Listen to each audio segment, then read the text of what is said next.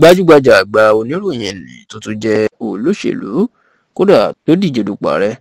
ní àsìkò ètò ìdìbò ọdún 2019 tó sì fẹ́ tó díje dupò ààrẹ lábẹ́ ẹgbẹ́ òṣèlú People's Democratic Party lọ́dún 2023 ìyún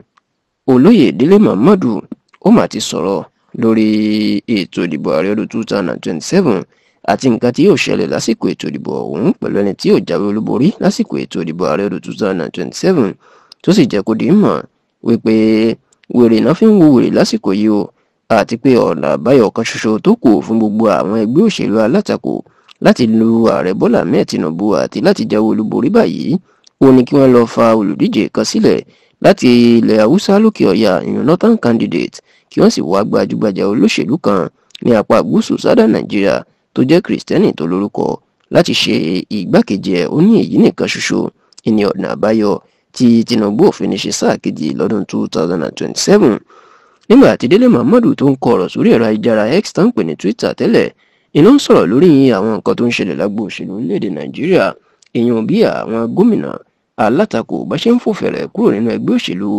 PDP tí wọ́n lọ ń darapọ̀ mọ́ ẹgbẹ́ òṣèlú APC bí ẹ kò bá sì gbàgbé nínú ọ̀sẹ̀ tá a wà yìí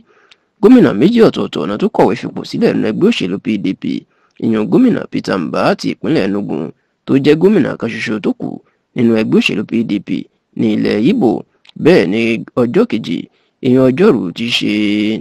ọjọ́ Wednesday ọ̀sẹ̀ tá a wà nínú ẹ̀ yìí ìní gómìnà Aduye Diri ti ìpínlẹ̀ Bayelsa ìlú náà kọ̀wé fipò sílẹ̀ nínú ẹgbẹ́ òṣèlú PDP bó tilẹ̀ jẹ́ pé dàsìkò tá à ń ṣàkójọpọ̀ ròyìn yìí kò tí ì kéde inú ẹgbẹ́ òṣèlú tó ń lọ ṣùgbọ́n wọn ní ẹgbẹ́ òṣèlú APC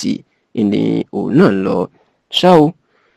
ọ̀rọ̀ yìí ni làwọn èèyàn fi ń sọ pé pẹ̀lú báwọn gómìnà alátakò bá tún ṣe fẹ́ darapọ̀ mọ́ ẹgbẹ́ òṣèlú APC tán ó ti fojú hàn ó sì ti fìdí múlẹ̀ báyìí pé Tinubu ni yóò tún jáwé olúborí fún sáà kejì lọ́dún 2027 ọ̀rọ̀ yìí ni Délé Momodu wá ń fèsì sí ó láwọn tí ò mọ̀ nípa òṣèlú ló lè sọ bẹ́ẹ̀ ó ní lóòótọ́ lójú ìwé ìròyìn àti lójú aráàlú